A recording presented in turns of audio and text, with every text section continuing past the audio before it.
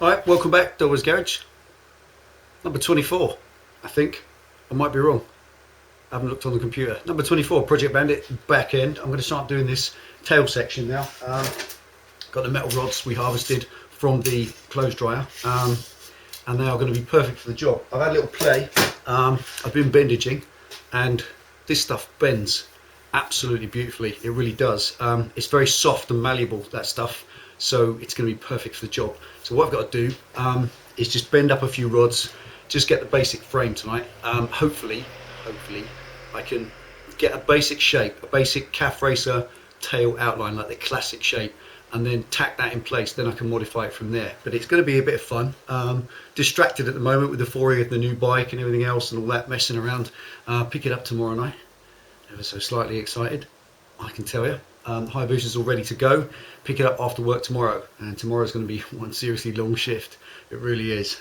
It's certainly going to seem that way. But tonight I want to distract myself from all that and everything else I've got to deal with, and crack on with some metal bending, and hopefully just be able to just get the basic idea of the shape of what I want, just the basic outline, sort of 4 sides, 3 sides, whatever, and frame it and brace it so maybe I've got a shape. I don't know. What I might end up doing is just bending the back one. This is the back one. This is going to be the back kind of calf racer tail shape.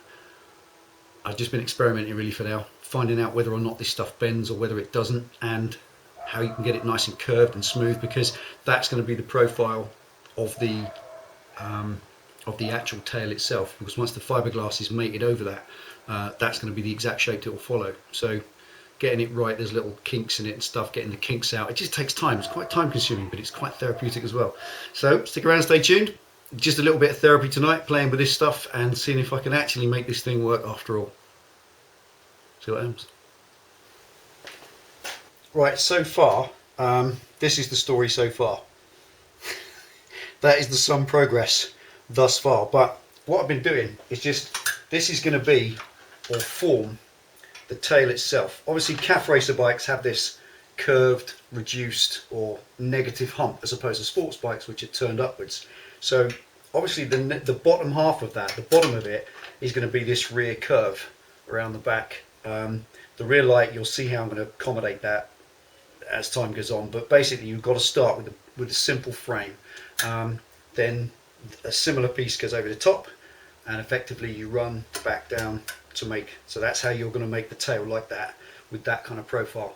But getting this profile exact, and kinks like there, taking those out but making sure it's kind of quite easy. Now I found this method.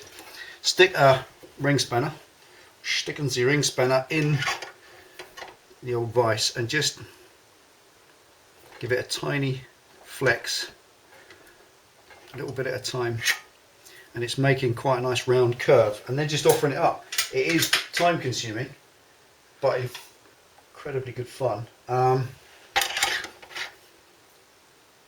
it's great because, like certain famous people have said in these build shows, metal is amazing in the sense that if it bends one way too far or the wrong way, you just bend it back again or beat it back again, and it ends up the shape you want it. So it's slowly starting to take shape, but it's just lots of backwards and forwards. But this is a great bending device for this rod, just a step ring spanner. It gives you plenty of movement, plenty of leverage, and a point that it flexes on. And naturally I'm going to trim off the excess, but that's an idea. So it's starting to look like it's taking shape. Later on I'll cut this centre piece here out, or I'll weld a piece, take a loop, shape a piece like that, which will come out to here, then weld onto there and there. Then you cut the centre piece out so it comes round and over, which is a lot easier than coming round, bending 90 degrees, going over the top, then bending again. You're just not going to get that shape. It's just going to end up one big tangled mess. It's better off welding pieces in and then cutting out the bits you don't need to get the exact shape. I think. I might be wrong. But this is going to take a little while, so I'm going to crack on with this one, get this ready, and then see if I can tack it on. Right, that is the shape. It's kind of an arch more than a curve. When you first made it, I just bent it around the back of the tank, and it's miles away from that shape now. And then it's just been a case of manipulating it to get it to fit there. There you go. Now, looking from above, it fits on the washer that it's going to get welded to, which makes it part of the frame, brings it straight along, and then it will run down the top. So the next piece will get joined onto there. Just making that, I've just noticed another little nick. Every time I do it, I notice another little kink where it's been curved on this process of making just use a drop ring spanner. Very gently just manipulate it. It's better. And it's not perfect yet, so I'm going to spend some more time and get that perfect, but that's the basic shape. And now that has taken 40 to 45 minutes just to make that, to get the shape right. But it's time well spent, because that's going to be the finished tail end curvature that fits. That's what that will be the final curve of the tail, and as it comes up from there, it will be the same going across here. So once that's welded in place, I'll use that as a jig. That's the first one, almost like the master, if you like. Then the next one, I just take another one when it needs to go over the top, and then one in the side, and then we make a fan of them going down. That will become the master, so I'll just form it to that one, just bend it round till it's the same. So the next one's hopefully will be a bit quicker than 40 odd minutes each, as I'm going to be like this, messing around with this bloody thing till about August. So there we are. If you ever need to bend up stuff, there's a little trick if you're interested. Just a step ring spanner, because you get the little trough in there, which works real well. Whack it in the vise, and you can use it just for bending and manipulating stuff gently to get the curve absolutely right, and no unnecessary nicks in it. And it isn't right yet. That's straighter than that one. That one's got more curve, that one's straighter. So I'm going to mess around with this for a little bit longer and get it absolutely right, then set the welder up and tack it in place. Stick around. Alright, look at this, and that is another 40 minutes. What I can't seem to get, I think the lug that's welded on that side is about 1/8 of an inch higher up the frame, as in further back. It's about 1/8 of an inch further back, which puts it higher up. So when you look at that against, see, that's perfectly straight underneath there, and every time I look at it, it's not straight. You see there's more gap this side, and this is what I'm faffing about with, just to try and get it absolutely level, because once that's welded in place, that's the master line of the frame. Everything else will be cockeyed if that's not straight. And I haven't got any plans to take this off, any jig or anything like that, no measurements, because it's a curve as well. There's nothing I can measure, or there's no triangulation I can do to get it straight. It's just by eye, just trying to get that rear curve of the calf racer hump in place, because the light will sit down a Frenched hole effectively, so that's then got to also work. Right, keep going. Right, it's going to pop. Let's pop the first tack on, see if that holds it. It's about as straight as it's ever going to be, so let's see what happens.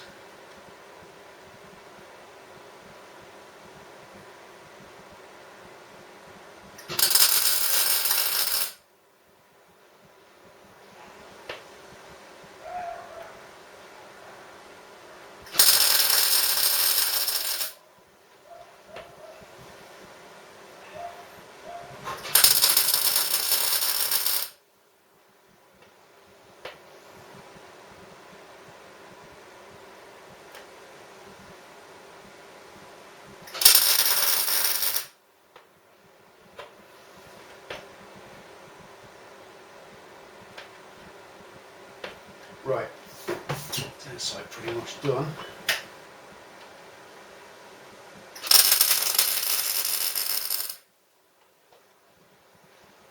Right.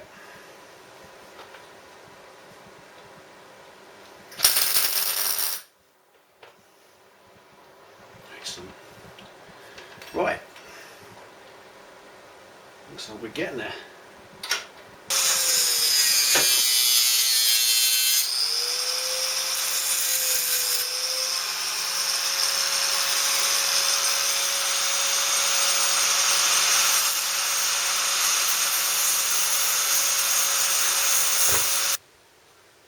Right, little brace piece just to hold it in position.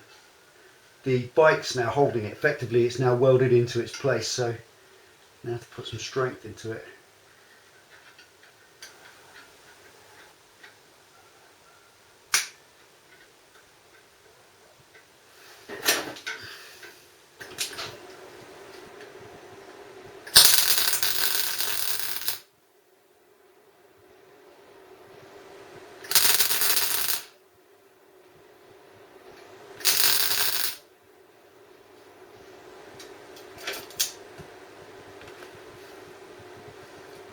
Right, this rod, for some bizarre and amazing coincidence, seems to lend itself incredibly well to welding. It really does.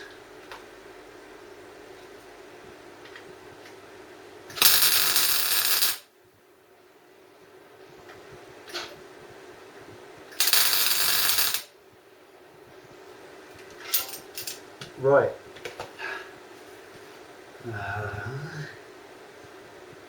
Yeah.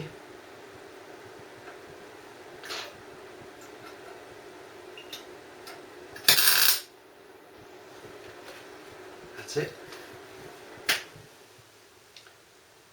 Little brace. Okay, just show you that. The idea there is to put this straight brace across to give me strength to this, add some beefiness to it, if you like. Now, at the moment, these bolts on the side are obviously, you can loosen them and it will still move around. But the idea is to get everything straight. So straight across there. That's as parallel as I can get it, I reckon. And in the back, it's just moved up one side. And the good thing is it's quite soft and quite malleable. And I've test welded a couple of pieces together and then bent them, and they bend beautifully without breaking. This stuff is very, very conductive, and it just melts together like butter. I mean, that's a crappy, where are we? That's a shit weld, but that is what I mean. It just literally grafts together beautifully, so that's really going to help a great deal. Okay, I just want a couple there and there now, just to finish that back piece.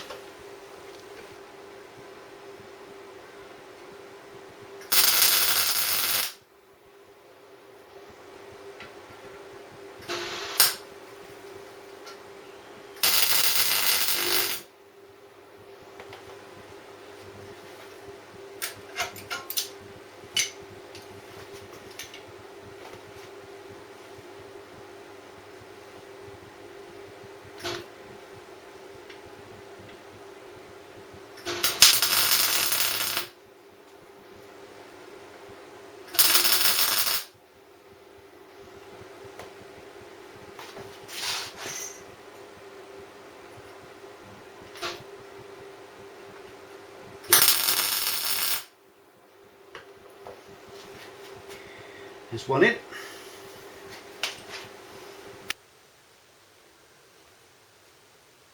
Right, last little bit for tonight. Put a mask, oh, it's on my head.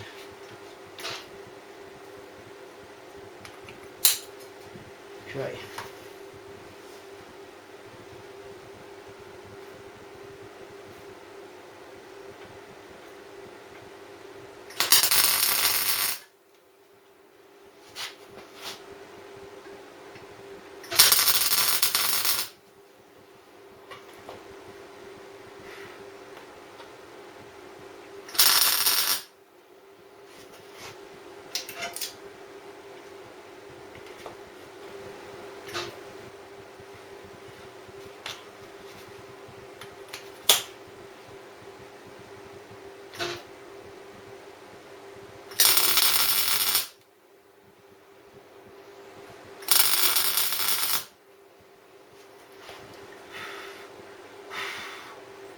Cool off, baby.